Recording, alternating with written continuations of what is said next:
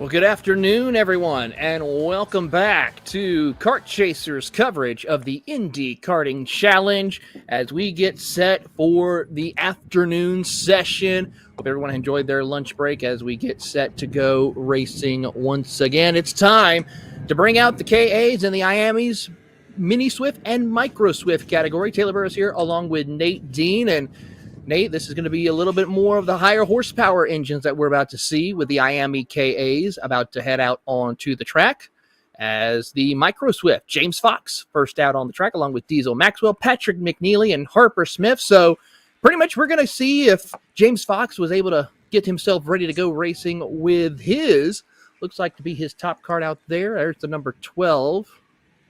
And then there is the number 141, a Diesel Maxwell in the Lando Norris kart. So going to be a little bit of different karts for some of these drivers, but still the same amount of exciting racing we should probably see amongst these three drivers of Fox, McNeely, and Maxwell. Yeah, a lot of familiar faces from what we saw in the morning group. Just switching out the Briggs 206 engines for the IAME ones. Good afternoon to all of you joining in here for the Indy Karting Challenge. Like Taylor said, a lot of drivers that we saw have varying levels of success in the morning group. We see them back out for this is Micro Swift qualifying. James Fox was a driver who was really the driver to beat in 206 Cadet throughout the morning, and then a lap one issue for him forced him out. So he'll be hoping to try and get some sort of redemption here in Micro Swift qualifying. Just 5 karts in Micro today. As you can see, Diesel Maxwell is one of those. Made what I believe is his non-club racing debut in the Micro Swift category just last week at Daytona International Speedway for the United States Pro Kart Series Daytona Super Grand Prix. Not having the weekend he would have wanted, but now back at his home track, able to get some more laps under his belt. Is James Fox there, having to deal with a little bit of lap traffic. Looking at the timesheets at the moment, Taylor, it is James Fox leading by 2.5 seconds, which is an impressive gap to the rest of the field. Diesel Maxwell is in second, and then Patrick McKinley is in third. Is James Fox all up and over the curb there? Yeah, last season it was Regan Hodges who won the Micro Swift category in the championship. So Regan, of course, sweeping. So it is confirmed we will have a new champion for the start of both the Micro Swift as well as the 206 Cadets, because Regan swept both of them in 2024. So we'll keep an eye on this. James Fox and Patrick McNeely to be also the ones to watch. Patrick McNeely finished second in the Micro Swift category, along with Liet Simonelek, who finished third, Maxwell fourth, and James Fox finished in fifth in the championship. So hopefully the troubles that James Fox had earlier this morning in the cadet categories in 206 will not befall him today in the Micro Swifts, as qualifying is just about to wrap up with just under a minute and a half to go as they cross the line. Fox with a 43.712, Diesel Maxwell with a 46.3, then Patrick McNeely a 46.78 as Miles Hales goes personal best with a 49.5. And the gap is still about almost 2 seconds between James Fox and Diesel Maxwell.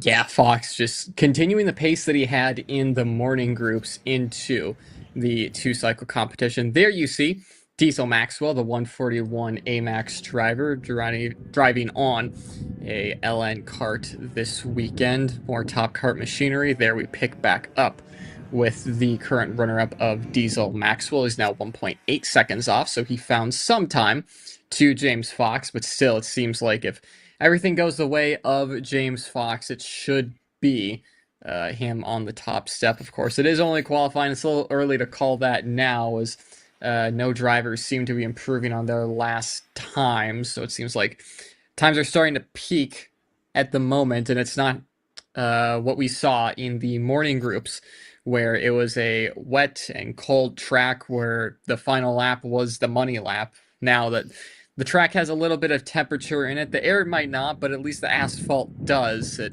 seems like that last story. Absolutely. As we watch the Lando Norris kart, Maxwell try to work his way around the circuit. There you see James Fox right there in the mix.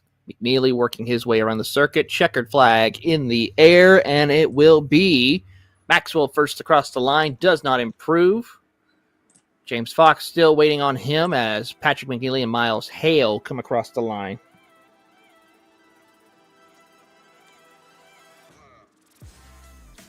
Yeah, and it looks like it'll be Fox taking that one. I was waiting to see Taylor. Yeah.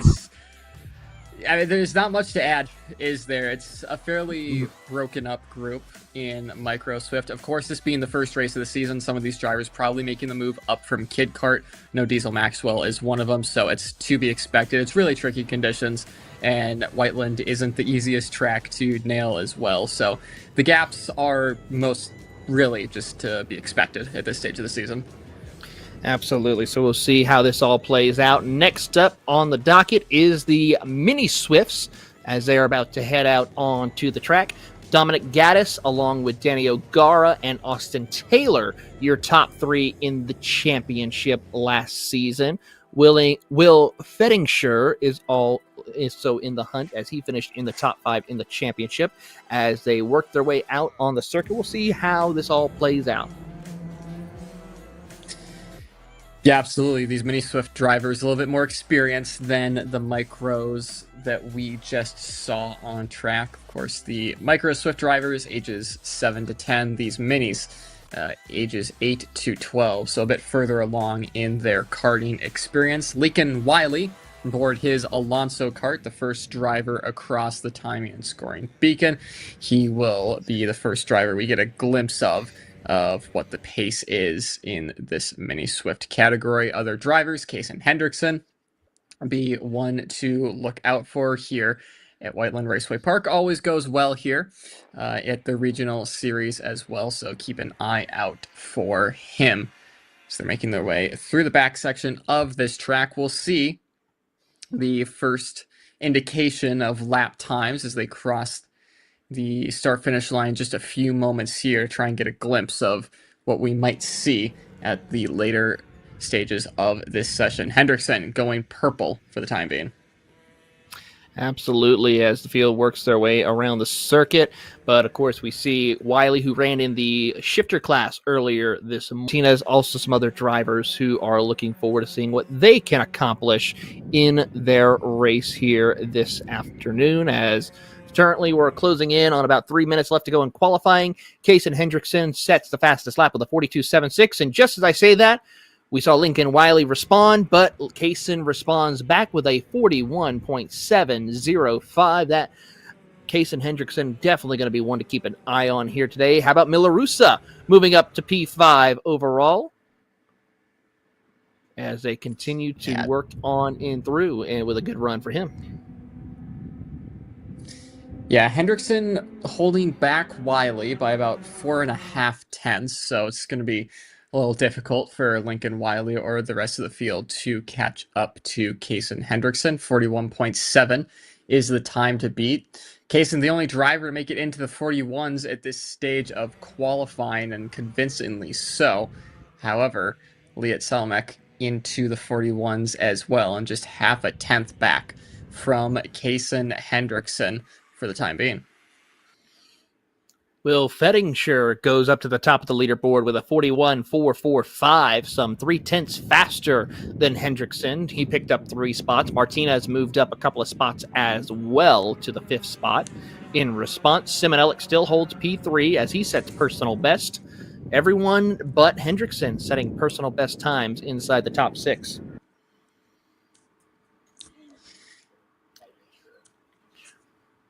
Hendrickson responds back to...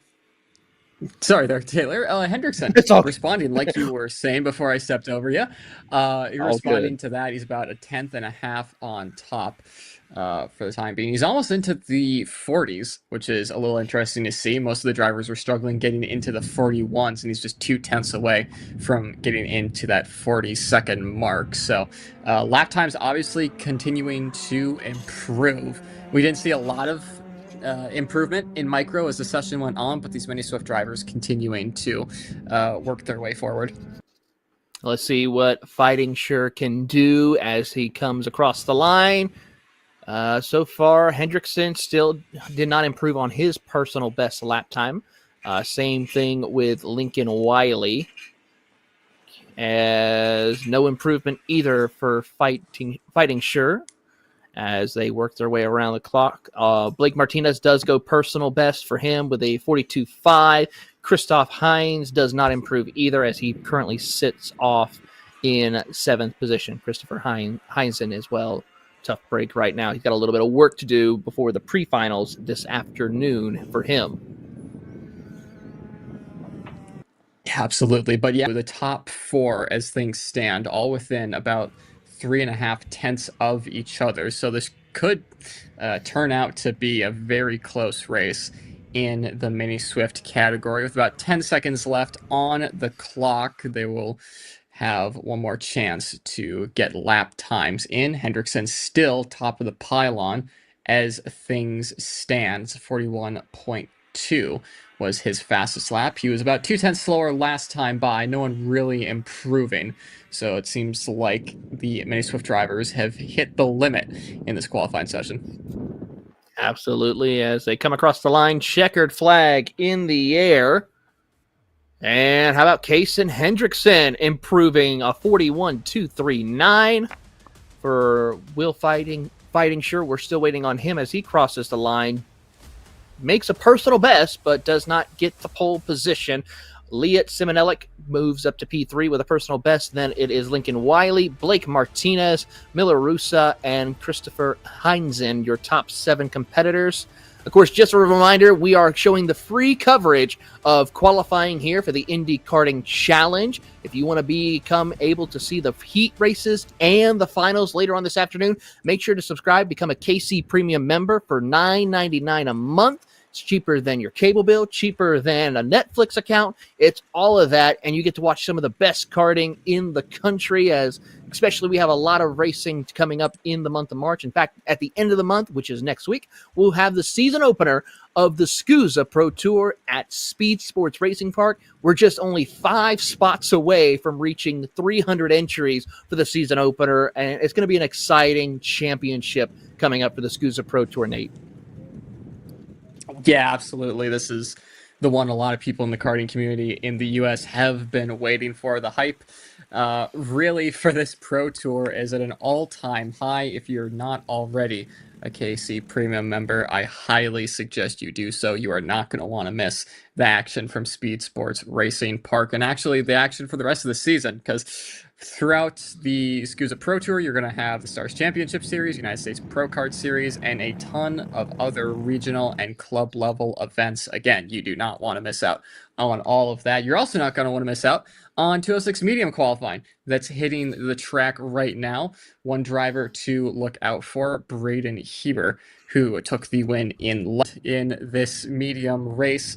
And I talked to him quickly over lunch break, so we'll have to see if a driver who had the pace to contend for the win will be able to be up there for the fight, Taylor. But some familiar faces with Wilbur and Heber leading this field in qualifying. Absolutely. Elijah Fox was your champion last season in the 206 senior medium category. As they cross the line, though, it is Wilbur and then McCordale, your top 2. Heber drops down to 3rd. Braden Johnson moves up to P4. And maybe for a little bit of a better explanation, Nate, we have a 206 senior, we have a 206 light, a medium, and a 206 heavy class.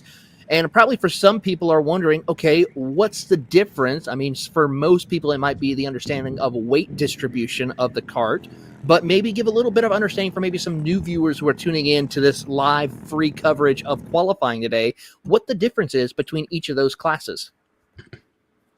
Yeah, so absolutely. Having 2 senior division classes on offer this weekend with the 206 light and 206 medium. These 2 classes, if you watch the KC coverage of the major nationals from CKNA, races are the main 2. They are the headliners, and you get to see a couple of the drivers that will be at the front of the field at those races here this weekend. 206 light, no awards for guessing what that is. It's the lighter version of the main 206 medium class. So at 240 pounds is what the carts must be. That was in the morning group. Now in 206 medium, you're going up to 365 pounds. Just adding another class for these 206 drivers to run. For the lighter between McCorkadale, Heber, and Wilbur. If Braden Johnson can maybe find a little bit of speed in between now and his pre-final event later on this afternoon, he's going to possibly be in the mix, as well as also not having any technical issues that he may struggle with like he had earlier today, as McCorkadale goes back to the top of the leaderboard with a 42.74. Heber responding with a 42.8. So just right there, under that 2/10 mark between these two. They are on point to be some of the main front runners to keep an eye on, as we're watching Nicholas Nussman in his Burrell Art number 73 machine. And right behind him, he's working his way around the circuit, trying to pick up the driver that's behind him. I'm wondering if that is also McCorkadale and company. Yes, it is. The 21 machine of Nicholas Patton, the 14 machine, by the looks of it, right behind him. So 141 machine, that's Braden Johnson also in the mix, as well as McCorkadale improves a 42.683, really lighting it up as checkered flag in the air. That is going to conclude for Johnson, Nossman, Patton, Lynch, and Osborne, as those drivers will end their qualifying. They did improve on their personal best times, but now the question is going to be who will get pole, McCorkadale, Heber, or Levi Wilbur, as Lynch goes up to P5 with his qualifying effort. As here comes your top three front runners as they come across the line, checkered flag. And it looks like they will be good to go. McCorkadale, your pole sitter for your 206 senior medium category. And as they cross the line, no improvement for either one of those drivers. Yeah, so Evan will be on pole position for our senior mediums later. Getting back into the two-cycle side of things, we have, I believe, KA100 Junior on track next. Have a lot of talent in the KA Junior class that has come through the ranks here at Whiteland Raceway Park. Have a couple of top karts there, and MPG Motorsports, Kart Republic that you can see underneath the awning. And we'll get to know more of those drivers as we go through this afternoon session and through qualifying here as we wait for the gates to open up to let these guys do battle. The KA100 package is a bit difficult to tame around Whiteland Raceway Park. It's been dipped from everything we've heard from, at least at the Route 66 Sprint Series for us. It's a very difficult stop on the calendar for us as Whiteland Raceway Park, but these guys call it home. They'll know it like the back of their hand, and the gates will open. They'll be ready to go for qualifying here today to set the grid. And like I said, Taylor, with how difficult it is to drive a KA around here and how limited passing opportunities there are, this qualifying session for the juniors and the seniors later on are going to be quite crucial. Absolutely. It was Landon Buer who won the championship last year. Ryan Mort, who you see on screen in the 812 MPG Kart Republic, finished second. Dane Van Dyke rounded out your top three. A couple of other drivers who we'll probably see here is Lucien Lazier, along with AJ Stoner, some other drivers who competed in the KA100 Junior. As they cross the line, there you see Mason Galen along with Mason Ward, and Lucien Lazier also there, and Case Reef, as a couple of more karts finally make their way across the docket. Looking to be about 6 karts who will be competing in the KA100 Junior category, as AJ Stoner finally comes across the line. So we'll have a couple of more karts, 9 in total so far, as 4 minutes on the clock. Ryan Mort along with Mason Galen, who is also in the hunt for the pole position as they come out of the final corner to set the fast time here on the opening lap. Across the line, Ryan Mort sets a time of a 39.938, blistering around the circuit. Yeah, Mort, I think for a lot of people this weekend is probably going to be the favorite going into racing for KA Junior. Just has so many laps around here on this MPG Motorsports Kart Republic package. It's going to be difficult to dethrone him, but AJ Stoner now moving up into third. Evan Patton is, AMAX teammate in fourth at the moment, but of course, just early days for these K100 juniors. Still 3 minutes to go in this qualifying session. Mort improves his time, but Galen does even more. It's just 100th of a second between first and second. That's the MPG you see on screen with behind the blue Top Kart chassis following suit. So, Taylor, I'm a little surprised to see that Ryan Mort is being challenged here, as Galen right there on him, and just will be hounding him for the rest of this afternoon. Absolutely. AJ Stoner moves up to P3 with a 39.31, so just only a tenth behind your second place of Mason Galen as they cross the line. Let's see. Oh, Galen responds, a 38.872 to Mort's 38.95. So we're now dipping down into the 38-second bracket for our front runners. We'll see what happens if Stoner or Andrew Avelos can respond, along with Ben Hawhey in fifth position. If they can improve a 39.25. So we're starting to see some drivers really kick it up a notch. 2 minutes to go in qualifying for your KA juniors, and let's see if anyone has improved. Mort, a 38.656. He is going to set the pace here by 0.2 of a second as Lucien Lazier moves up to P6. Mason Ward also in the hunt as well as Ben Hawhey moving up to P3, a 39.056. Let's see what happens if AJ Stoner or Evan Patton can respond, which they do, a 38.93 for Stoner as he moves in back into third position. Yeah, it's more like it for Ryan Mort, but we'll see if Galen has a little bit of pace left in the tank to try and fight for pole position. It's still a front row start as things stand, as he does improve, but he's still a 10th back from Ryan Mort. Just a minute to go in the session for these KA100 junior drivers. AJ Stoner currently sitting third. He's got to find around 3/10 to cover off Ryan Mort. Evan Patton down in sixth. We saw him at the front end of the 206 junior field. Currently not where he would want to be. Half a second off in sixth for a club race is a pretty competitive field, you have to say, but Ryan Mort will be coming across the line yet again out of turn 11. Crossing the timing and scoring beacon, he improves yet again, a 38.5 for Ryan Mort. Galen does not improve last time, so he's going to need to find a little over 0.2 of a second to try and dethrone Ryan Mort. How about this? Even though Galen is faster, set the faster lap out of the two, both him and AJ Stoner ran an exact lap time last time by. Now, just I see that Stoner across this line with a 38.785, so he sets a personal best. Same thing with Avelos with a 38.50.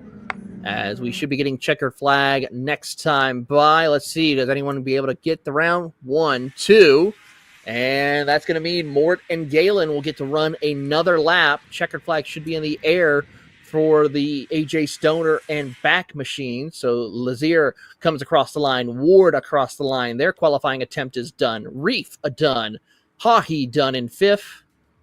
So now it's just going to be what happens with Mort and Galen if they can improve on their lap times here in the closing couple of corners around the circuit. Here they come. Mort in the 812 machine for MPG and Kart Republic across the line. Does he improve or does he let it go? 53.2 for him. He will be your pole sitter. Galen will be in second, followed by AJ Stoner. Then Andrew Avelos in fourth. Ben Hawhey, Evan Patton, Lucien Lazier, Case Reith, and Mason Ward, your 9 karts. Now it's time to go back at it with some multi-class racing. It is your KA Masters and KA Seniors who are next out on the track. And this is one of the premier classes that we have to talk about. We have 3 premier classes to touch on, the 206 Lights, 206 Mediums, and the KA Senior category, along with the Masters, as they're about to do battle. There you see the top kart machines, the Haas machines out there ready to go onto the track and have some fun out here at Whiteland. Yeah, you got AJ Lund, Eli Fox on that front row. Both of them will be drivers to look out for when it comes time to do battle in the racing, but especially in this qualifying session that we are eagerly awaiting to get going here. A lot of Top Kart representation at their home track. Good to see that brand just staying here at Whiteland and being at the front of the field. Gates open. We are ready to go, and not a lot of people want to make that be the first kart in line, as Eli Fox will be first out of the pit area. Ryder Santos there as well, and the rest of the mixed field of KA 100 Senior and Masters heading out on to the track for their qualifying session. Lund getting as much heat into the tires as he can down to turn 7, getting that sideways, trying to produce as much tire temp into his rubber underneath them that he's such as Elijah Fox, who's out there in the hunt. Lane Gibbs finished second. Blake Finley, your top 3 in the KA Seniors. In the KA Masters category, it was Joshua Nelson, followed by Kevin Simonellic and Nathan Williams. Those 3 looking to do well. Of course, we see Kevin Simonellic out there on the track for the KA Masters, along with Joshua Nelson, your defending champion. So we have at least a total of 9 seniors and 2 masters drivers in today's race. So a total of 11 drivers. As trouble for one person, or what's going on right here? Is that a bump? Oh, that's a side pod right there.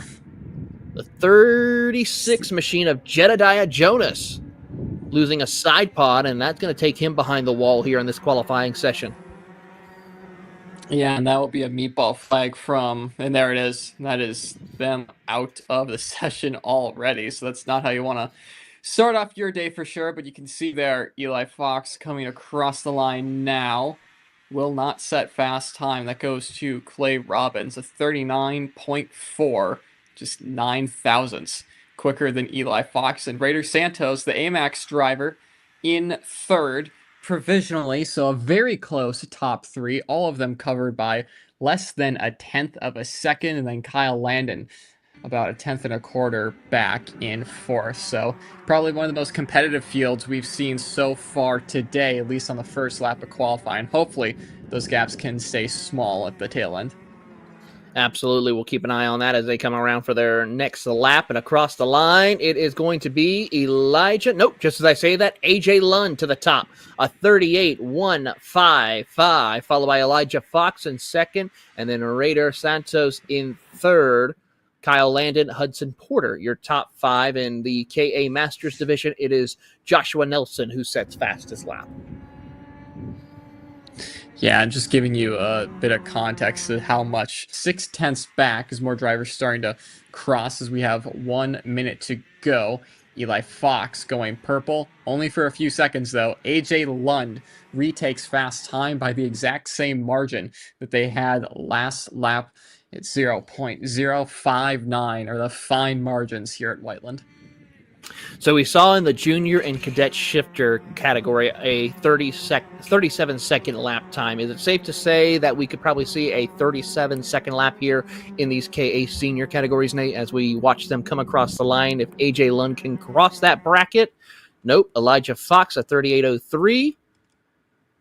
Let's see if AJ can respond with a 37-second lap. Does not. I think we can see it. I think a lot of these drivers it's going to have some interesting tire temp or tire pressures for this qualifying session, just to